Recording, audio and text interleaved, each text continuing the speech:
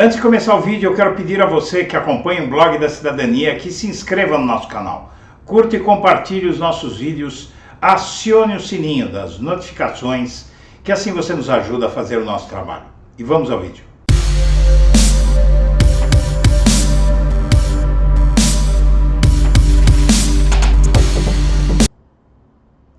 Boa tarde, senhoras e senhores. O Blog da Cidadania entra em edição extraordinária diante do fato de que acaba de se tornar plausível, inteligível e provável que a Polícia Rodoviária Federal do Brasil esteja apoiando o movimento golpista de caminhoneiros bolsonaristas que já estão parando 16 estados do Brasil, causando graves prejuízos, sobretudo inicialmente à população do estado de Santa Catarina, sob a exigência de que os militares, as Forças Armadas, intervenham no processo eleitoral deste ano de 2022, proíbam que Lula assuma a presidência da República e tomem eles mesmos o poder. O pleito desses caminhoneiros é esse mesmo, que os militares assumam o poder no Brasil, e até agora nem se explicou direito nesse movimento se eles querem que Bolsonaro continue no cargo, se eles querem que tire também o Bolsonaro. O fato é que eles estão fora de controle, estão radicalizando, causando graves prejuízos ao país e nada está sendo feito. E por que é que nada está sendo feito? Porque quem é que trata esse tipo de crime que esses caminhoneiros bolsonaristas, que falam em nome de Bolsonaro, pelo menos, sem ser desmentidos por ele, o fato é que eles dizem que só vão parar com esse movimento se houver um golpe. E quem poderia fazer alguma coisa, quem poderia impedi-los, é justamente a polícia. E a polícia que cuida de casos que ocorrem nas estradas do país é a Polícia Rodoviária Federal.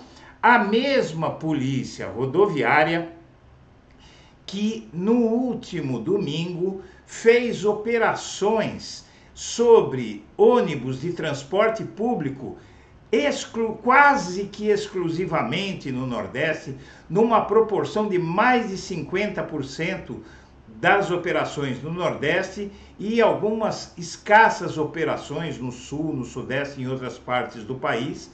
Então, com o claro objetivo dessa Polícia Rodoviária Federal de fazer com que eleitores do ex-presidente Lula não conseguissem comparecer à zona de votação. O fato é que tudo isso coincide com a ocorrência de várias denúncias de eleitores do ex-presidente Lula dizendo que, por força das ações da Polícia Rodoviária Federal, não conseguiram votar no último domingo, o que, sendo feito na proporção que foi, centenas e centenas de operações em toda a região nordeste do país, não se pode precisar exatamente quantos deixaram de votar em Lula, quanto conseguiu essa operação da Polícia Rodoviária Federal diminuir a votação em Lula, impedindo seus eleitores de chegarem às zonas eleitorais.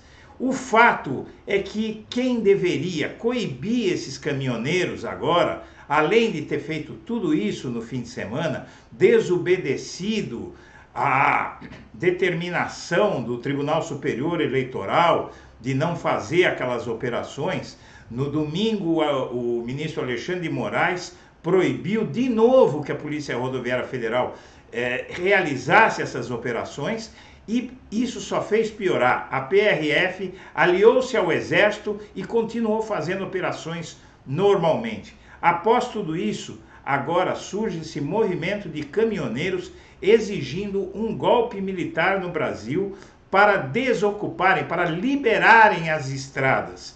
Quem deveria tomar alguma providência é a Polícia Rodoviária Federal. essa mesma Polícia Rodoviária Federal do domingo. E a Polícia Rodoviária Federal não está fazendo nada e, cobrada pelo Procurador-Geral da República, ele mesmo, Augusto Aras, a Polícia Rodoviária Federal diz que precisaria de autorização do governo Bolsonaro, mais especificamente da Advocacia Geral da União. Eis que, de forma espantosa, o que acontece hoje, neste dia 31 de outubro do ano da graça de 2022, ano eleitoral, ano em cuja eleição presidencial elegeu o ex-presidente Lula, é nesse ano que se descobre, dito pelo governo Bolsonaro, que a PRF não precisa de droga de autorização nenhuma da Advocacia Geral da União, do presidente, do bispo, nem do Papa. A Polícia Rodoviária Federal está fazendo corpo mole, ou seja, está acumpliciada com os caminhoneiros, é o que soa de tudo isso que descobrimos. Então eu quero passar aqui algumas matérias que eu vou apresentar que corroboram tudo isso que eu estou dizendo. Vamos a elas. Andam dizendo que Bolsonaro está triste, falando pouco após a derrota e que encerrou o expediente mais cedo no Planalto e foi para casa lamber as suas feridas. Pois bem, enquanto os caminhoneiros tocam o terror em Santa Catarina sob o beneplácito da Polícia Rodoviária Federal, Bolsonaro finge que não é com ele. Mas o silêncio de Bolsonaro valida insurgência de arruaceiros, diz Marina Silva, ex-ministra do Meio Ambiente, criticou a postura de Bolsonaro de se manter calado em relação à vitória de Lula. Por conta disso, esses caminhoneiros, segundo Marina, fazem o que estão fazendo. Eles ameaçam o Brasil, impõem sofrimento já à população de um estado inteiro, o estado de Santa Catarina, o mais atingido por essa greve, por esse movimento paredista dos caminhoneiros, não é? E o Bolsonaro poderia pôr fim a essa confusão simplesmente reconhecendo a derrota. Ele não faz. Enquanto isso, cidades em Santa Catarina já sofrem com bloqueios de estradas. Os bloqueios provocaram uma corrida aos postos de combustível em Florianópolis e Joinville, as principais cidades do estado. Aqui, os primeiros bloqueios de estradas pelo país, organizados por caminhoneiros, vocês veem, queimando pneus, fazendo arruaça lá. Com 57 pontos de bloqueios nas estradas, Santa Catarina, o estado mais bolsonarista do país, é nesta segunda maior vítima dos caminhoneiros que protestam e pedem um surreal golpe militar no país. Os bloqueios provocaram uma corrida aos postos de gasolina em Florianópolis e Joinville, as principais cidades do estado.